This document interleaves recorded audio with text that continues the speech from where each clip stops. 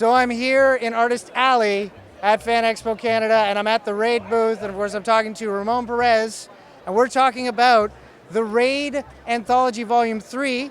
You guys have put out 3 volumes now of this anthology. Oh, of course we have. Yeah, every year we put one out showcasing the talents of the studio, Toronto locals, Canadian artists from around our lovely country. So we got Michelle Atharasakorn from Vancouver. We got the local crew here in Toronto. We got artists from London, the East Coast, everywhere. It's really awesome and really proud to kind of actually have all these great artists in one book throughout from, it's like sci-fi, fantasy, horror, action, adventure. My story is called A Prelude to Nod. It's a sci-fi story I've been working on for years, actually. It's one of those ideas that was ruminating in my head for probably a decade, and the right time came about, the opportunities felt right, the story kind of congealed a little bit, and I was like, you know what, I'll start this year because I want to do something bigger with it, so here's a nice, easy way to introduce it to an audience, and then get it out there, and then work on a bigger project that they can kind of tap into later. Awesome. So this story's been a long time coming then. Yeah. I mean, it's like the bigger story's been a long time coming. This little kind of lead-in was kind of something that came up to kind of introduce readers in a short format to a world I'm going to be playing with a lot more in the future. So I'm here with Danny Zabbal, one of the contributors to the Raid 3. Is this the first Raid anthology you've been in, or have you been in the other one? This is the first one I've been in, yeah. How excited are you to be a part of this book? I am thrilled. I'm thrilled. I really like this story. I really enjoyed working on the story, and it's just so much fun. And I mean, of course, it's just like standing shoulder to shoulder with creative giants. You know what I mean? I feel like a really short guy on a basketball team. Like they're so good. Everybody here is so imaginative, and just it's great. I mean, they're all amazing, and it's just awesome to be a part of that. So tell us a bit about the story that you have in the book.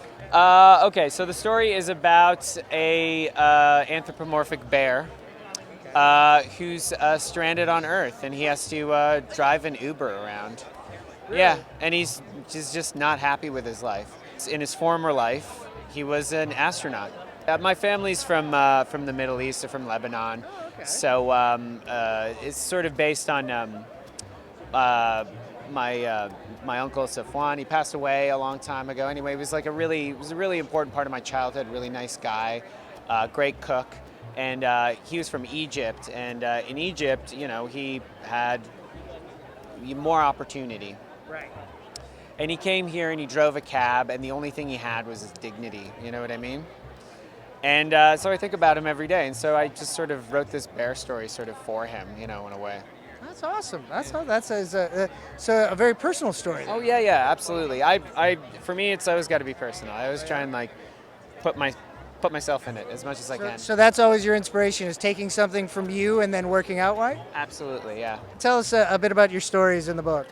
Our story. Our story is amazing. Yeah, so we work together, actually. We're partners. Our story is called Arden the Blade.